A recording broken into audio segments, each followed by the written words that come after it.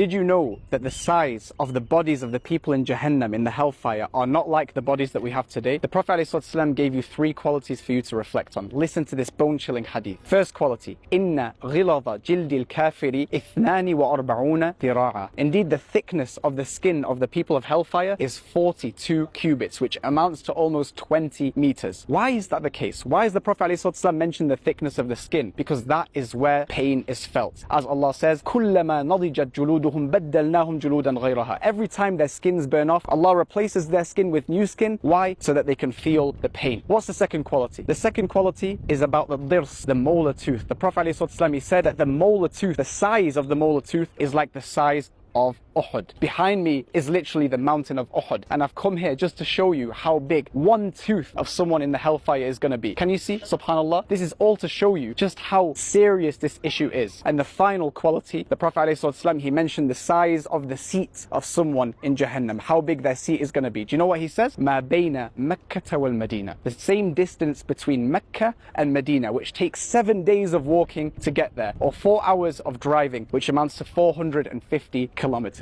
That's how big the body of someone in Jahannam is going to be. You're literally going to be massive. May Allah protect you from it. Indeed. Why do I mention this? Because this is a reality. There are people on this earth right now that will end up there for eternity. It's a serious, serious matter. Ya ayyuhan nas, inna wa'dallahi haqq. Oh people, the promise of Allah is absolutely true. Everyone is going to go through this. Everyone's going to face Him on the Day of Judgment. فَلَا تَغُرَّنَّكُمُ الْحَيَاةُ الدُّنْيَا. Don't let this worldly life deceive you. Don't let it push you away from your purpose, because your entire purpose is to prepare for your meeting with Allah subhanahu wa ta'ala. وَلَا يَغُرَّنَّكُمْ بِاللَّهِ الْغَرُورُ. Do not let the shaitan deceive you from Allah subhanahu wa ta'ala. This is why you were created. So make sure you get your priorities straight. And if you do, know that the opposite is also true. Just like you have a massive body which is going to feel the pain in Jahannam, you're going to have the perfect existence with a whole different body in Jannah. إِنَّ الْمُتَّقِينَ فِي جَنَّاتٍ وَعُيُونٍ. Indeed, the people of taqwa, the people who actually fulfilled their purpose and did it for Allah, they will be amongst gardens and springs in paradise. أُدْخُلُوهَا بِسَلَامٍ آمِنِينَ. Enter it in peace and serenity. وَنَزَعْنَا مَا فِي صُدُورِهِم مِّنْ غِلٍّ إِخْوَانًا عَلَى سُرُرٍ مُتَقَابِلِينَ. That Allah will take away all ill feelings from our hearts, anxieties, pain, hardship,